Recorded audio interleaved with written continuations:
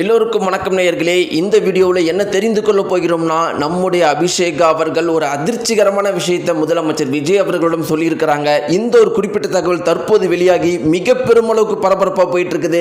அப்படிப்பட்ட ஒரு விஷயத்தை நம்முடைய அபிஷேகா அவர்கள் சொல்லியிருக்கிறாங்க. அதற்கு முதலமைச்சர் விஜய் அவர்கள் கொடுத்த பதில் தான் ரொம்பவே அதிர்ச்சியை ஏற்படுத்தியிருக்குது. அபிஷேகா அவர்கள் இப்படிப்பட்ட ஒரு விஷயத்தை சொல்றதுக்கு என்ன காரணம், அவங்களுக்கு என்ன நடந்துச்சு, அதை கேட்ட உடனே முதலமைச்சர் விஜய் அவர்கள் என்ன சொன்னாரு, இந்த அளவுக்கு பரபரப்பை ஏற்படுத்தினதுக்கு என்ன காரணம், இப்படிங்கிற பல முக்கியமான விஷயங்களை பற்றி நம்ம தெரிந்து கொள்ள போகிறோம். ஒட்டுமொத்த சோசியல் மீடியாக்கள் முழுக்கவே இன்னைக்கு சரிகமப்பா அபிஷேகாவை பற்றி தான் பேசிட்டு இருக்கிறாங்க.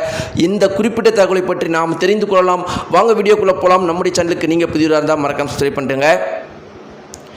நேயர்களே, இந்த சரிகமப்பா சீசனில் நம்முடைய அபிஷேகா அவர்கள் வெற்றி அடைஞ்சிட்டாங்க. அவங்க வெற்றி அடைஞ்சது எல்லாருக்குமே மிக பெருமளவுக்கு மகிழ்ச்சி. நேயர்களே, இது ஒரு மிக பெருமளவுக்கு அதிசயம் அப்படிங்கிறதுல எந்த ஒரு மாற்று கருத்துமே கிடையாது.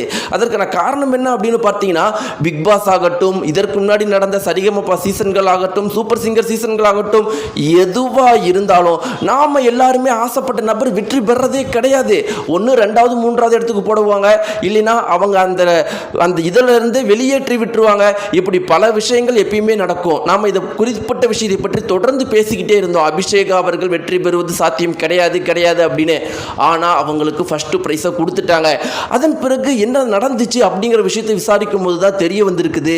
அது என்ன அப்படின்னு பார்த்தீங்கன்னா, நம்முடைய அபிஷேகா அவர்கள் பாட்டு பாடும்போது டிஆர்பி ரேட்டிங் உச்சத்தை தொற்றுமா, மற்றவங்க பாட்டு பாடும்போது டிஆர்பி ரேட்டிங் ரொம்பவே கம்மியாக இருக்குமா. இது ஒரு விஷயம். ரெண்டாவது முக்கியமான விஷயம் என்ன அப்படின்னு பார்த்தீங்கன்னா, அபிஷேகா அவர்களுக்கான ஓட்ஸ் அப்படிங்கிறது மிக பெருமளவுக்கு பிரம்மாண்டமாக இருந்திருக்குதான். 95% மேலே மக்கள் நம்முடைய அபிஷேகா அவர்களுக்கு வாக்களிச்சிருக்கிறாங்களா, மற்றவர்களுக்கு ரொம்பவே கம்மியாக தான் விழுந்திருக்குதான். மற்ற சூப்பர் சிங்கர் ஆகட்டும், சரிகமபாலிய மற்ற சீசன்கள் ஆகட்டும், இல்லை பிக் பாஸ் ஆகட்டும், இதில் எல்லாத்துலேயுமே நாம் ஆசைப்பட்டவங்க ஏன் ஜெயிக்காமல் போயிடுவாங்களா, அவங்களுக்கு அடுத்தபடியாக உள்ளவங்களுக்கான வாக்கு வித்தியாசம் அப்படிங்கிறது கொஞ்சம் தான் முன்ன பின்ன இருக்குமா. ஆனால் அபிஷேகா அவர்களுக்கு பயங்கர வித்தியாசமாக இருந்ததுனால அபிஷேகா அவர்களை தோற்கடிச்சா சரிகமப்பாவே நம்ம மூடிட்டு வெளியே தான் போயிடணும், வேற வழியே இல்லைன்னு தான் அபிஷேகா அவர்களுக்கு அந்த பரிசை எடுத்து கொடுத்தாங்களாம். அவங்களுடைய வெற்றி எல்லார் மத்தியிலுமே மிக பெரும் அளவுக்கு மகிழ்ச்சியை ஏற்படுத்தினுச்சு அப்படிங்கிறதுல எந்த ஒரு மாற்று கருத்துமே கிடையாது. இந்த வெற்றி அடைஞ்ச பிறகு இப்போ என்ன பண்ணிட்டு இருக்காங்க அப்படின்னு பார்த்தீங்கன்னா, அபிஷேகா அவர்கள் அந்த ஃபயரை கொஞ்சம் கூட விடலையா, அதே ஃபயரோட தொடர்ந்து போராடிட்டே இருக்கிறாங்களாம். தொடர்ந்து தன்னுடைய திறமையை வளர்த்திக்கிட்டே இருக்கிறாங்களா, இன்னும் நிறைய சாதனைகளை பண்ணிட்டு இருக்கிறாங்களா.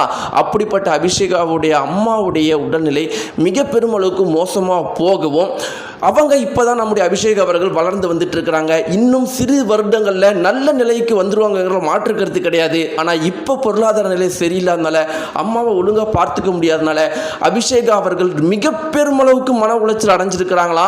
ஒரு குழந்தை அப்படிங்கிறதுனால அவங்களுடைய ரொம்பவே மனசு கஷ்டமானதுனால அவங்களுடைய உடல்நிலையும் கொஞ்சம் மோசமாக இருக்கலாம். மருத்துவமனைக்கு அனுமதிக்கப்பட்ட உடனே இந்த குறிப்பிட்ட விஷயம் நம்முடைய முதலமைச்சர் விஜய் அவர்களுக்கு தெரிவிக்கப்பட்ட உடனே அபிஷேகா அவர்களுக்கு ஃபோன் பண்ணி பேசியிருக்கிறாங்களா.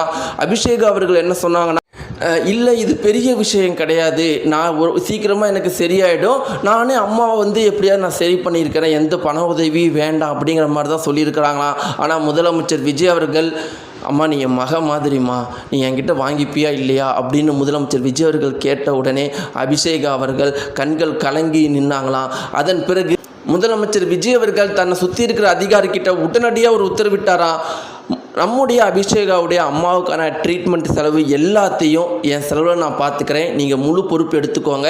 அதே மாதிரி அபிஷேகா அவர்களுக்கு இன்னும் இதுக்கு மேலே ஏதாவது ஒரு முக்கியமான விஷயம் தேவைப்பட்டால் உடனடியாக அதை எனக்கு தெரிவுபடுத்துங்க அப்படிங்கிற ஒரு முக்கியமான விஷயம் சொல்லியிருக்கிறாரா. இந்த ஒரு குறிப்பிட்ட விஷயம் மிக பெருமளவுக்கு வைரலாக போயிட்டுருக்கு. நேயர்களே, நீங்கள் இதை பற்றி என்ன நினைக்கிறீங்க? உங்களுடைய கருத்துக்களையும், உங்களுக்கு அபிஷேகா அவர்களை எந்த அளவுக்கு பிடிக்கும் அப்படிங்கிறதுலையும், அவங்க வெற்றி பெற்றதில் எந்த அளவுக்கு மகிழ்ச்சியாக இருக்கிறீங்க அப்படிங்கிறதுலையும் மறக்காமல் கீழே கமெண்ட்ஸ் தெரிவிங்க. நன்றி.